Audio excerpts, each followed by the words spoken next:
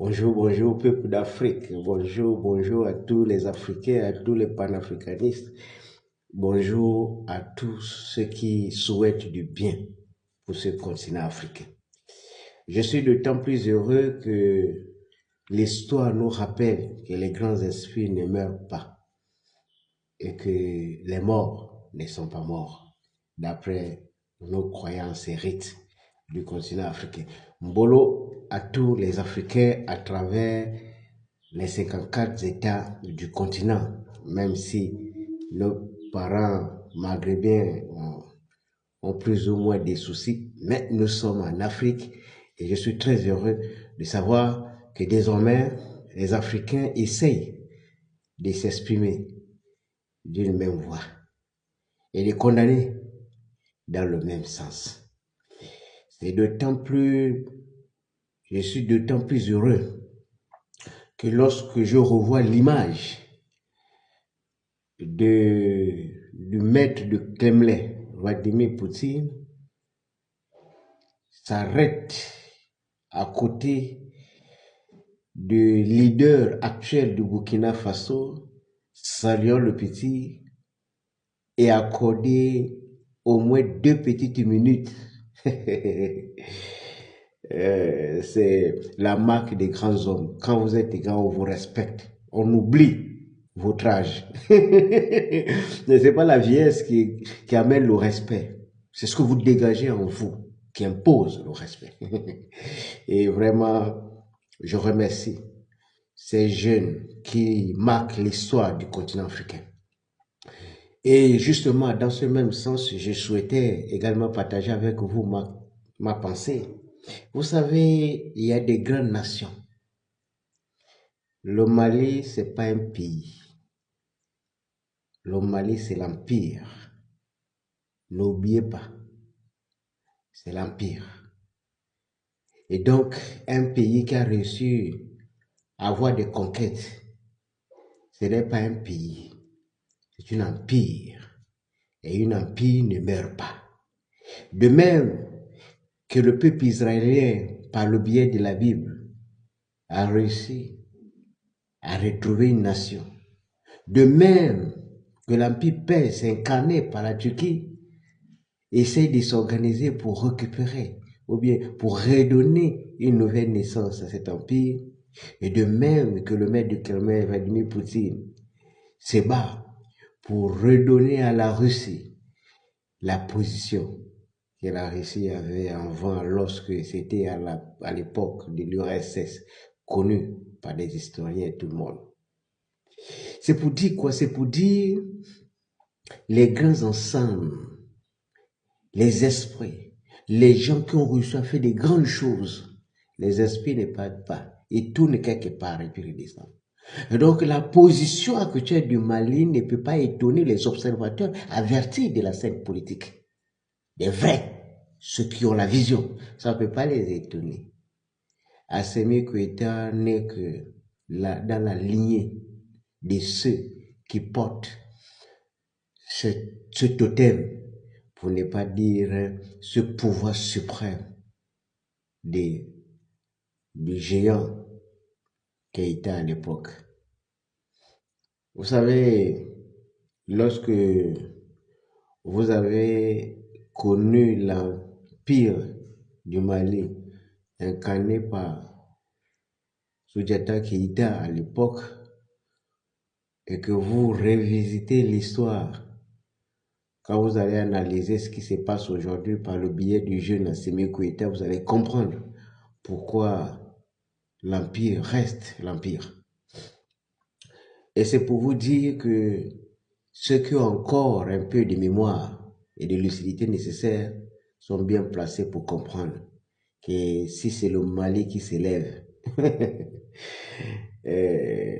revenez dans l'histoire pour comprendre qu'on n'arrête pas une empire quand elle veut redonner naissance à une nouvelle version. On n'arrête pas l'empire. On peut arrêter n'importe quel pays. Ouais, des pays, bon, de toute façon, non, bon, nous autres là, on peut nous oublier. Mais on n'arrête pas la dynamique de l'empire parce que les énergies, les totems, hein, là, ils partent pas. En Afrique, il ne peut pas. C'est à cause de ça où nous voyons maintenant dans la nourriture derrière les maisons. C'est pour appeler les anciens à venir. Et donc, c'est un message que je souhaitais adresser à la France, cette même France, avec son, son Nicolas, comment on appelle encore, son Macron.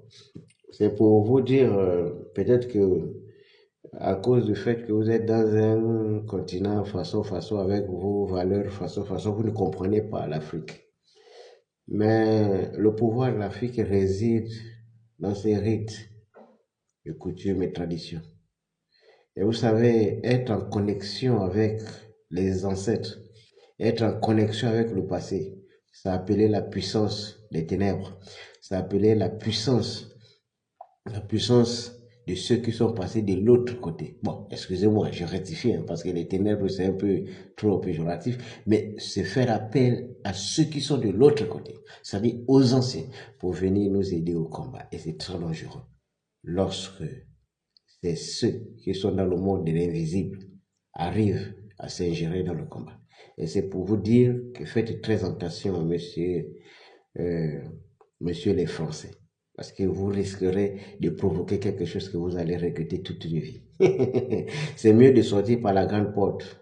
Mais je crois que la posture actuelle de Macron risque de faire sortir la France par la petite porte. Il est temps pour les Français de comprendre que l'Afrique a changé et de tout faire pour ne plus qu'on reste dans le même circuit habituel, imposer les présidents et faire tout possible. Bon, aujourd'hui, c'est pour dire à mes frères gabonais qui sont un peu partout que voyez-vous ce qui se passe chez les autres, mais ça ne peut pas se passer parce que voyez-vous, les Wongo, les Mbombe et les autres, l'esprit encore quelque part.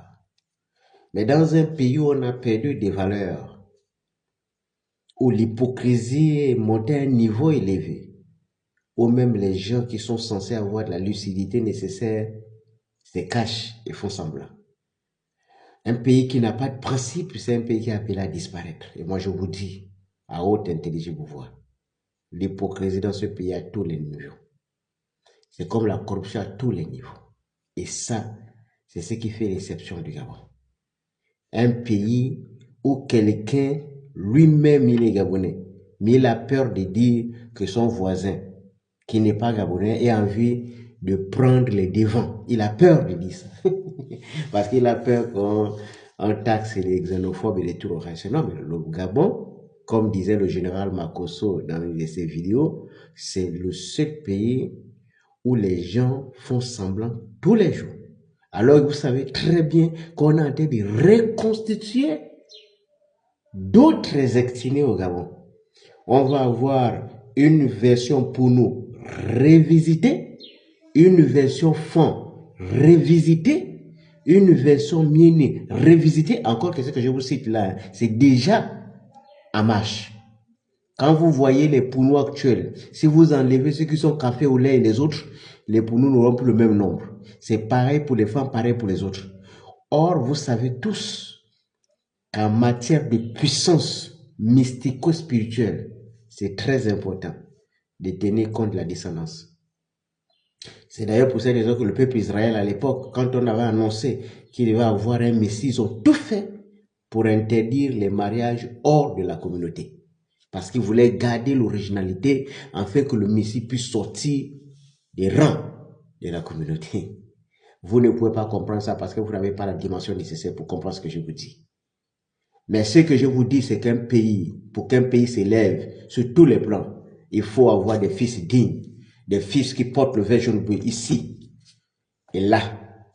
Mais malheureusement, ils sont en voie de disparition. Et c'est grâce à vous, grâce à votre hypocrisie, grâce à l'argent où vous êtes en train de vendre le pays, vous vendez le pays, vous envoyez le pays partout. Et aujourd'hui, nous sommes en train de dangereusement aller vers le grand remplacement de vert jaune bleu.